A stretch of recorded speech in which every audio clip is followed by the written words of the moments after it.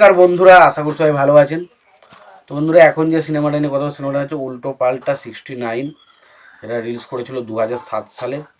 ছবির পরিচালক হিসেবে কাজ করেছেন যে মালেক আফসারি এবং ছবিটার প্রযোজক হিসেবে কাজ করেছেন মালেক আফসারি। ছবিতে অভিনয় করেছেন মান্না, পূর্ণিমা এবং ইরানি জামান। তো এই ছবিটাকে নিয়ে স্পেশালি এখন কথা হবে। তো ছবিটা ভালো লেগেছে নাকি খারাপ লেগেছে সেই সমস্ত বিষয় নিয়ে কথা বলবো। তো সিনেমাটা রিভিউ করার আগে একটা কথা বলে, এই সিনেমাটা স্পেশালি এস রাজামৌলির সিনেমা বিক্রমাকুটু, এটাতে রবি তেজা অভিনয় করেছে। তো সেই ছবিটারই অফিসিয়াল রিমেক সিনেমা এবং পরবর্তীতে এটা কিন্তু বাংলাতেও রিমেক হয়। বাংলাতে প্রসেনজিৎ আমাদের রিমেক করে, যেটার নাম হচ্ছে বিক্রম সিংহ, এবং হিন্দিতে রিমেক করে অক্ষয় কুমার, যার নাম হচ্ছে বিক্রম রাঠোর। এবং আরও যে ভাষা রয়েছে তামিল, তেলেগু সমস্ত ভাষাতেই কিন্তু ছবিটা রিমেক করা হয়, এবং রিমেক করলেও সব জায়গাতেই কিন্তু ছবিটা সাকসেসফুল হয়। তো এই সিনেমাটাকে বিশেষ করে কথা বলে ছবিটা হচ্ছে উল্টা পাল্টা 69। ছবিটা লাগলো কেমন?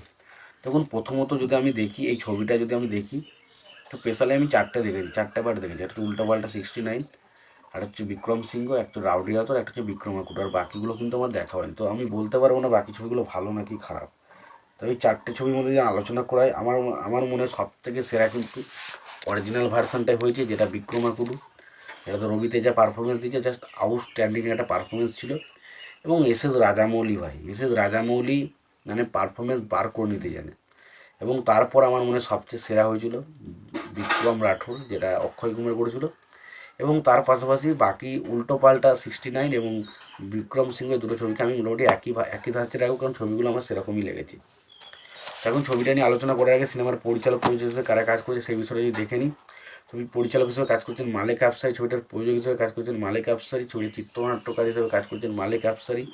ছবিটার কাহিনী লিখেছেন কেপি বিজেন্দ্র প্রসাদ, এবং ছবিটা বিক্রমাকুটু রিমেক ছিল। ছবিটার সুরকার হিসেবে কাজ করেছেন আলী আকরম শুভ। ছবিতে অভিনয় করেছেন মান্না, পূর্ণিমা, ইরানি জামান, নাসির খান।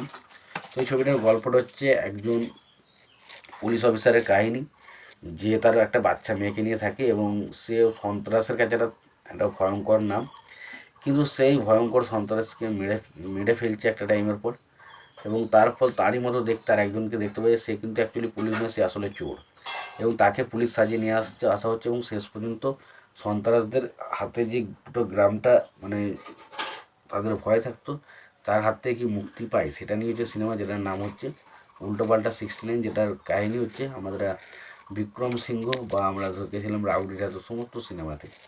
তো দেখুন, পারফরমেন্স মান্নার যে খারাপ ছিল সেটা কিন্তু নয়, তবে এই চরিত্রটা বা এই ধরনের গল্পতে একটা যে হিরো থাকবে, তার হিরোর মধ্যে যেমন একটা ধরুন একটা মাস মুভমেন্ট অ্যাকশন সে ভালো করতে পারে, সেটার ক্ষেত্রে মান্নাকে মানি যে, বাট দেখবেন মান্নার কমেডি টাইমিং অতটা ভালো না, যেটা কিন্তু অক্ষয় কুমার এবং রবি তেজার মধ্যে চরম লেভেলে রয়েছে। মানে তারা অ্যাকশন করবে, তার পাশাপাশি কমেডি করতে পারে।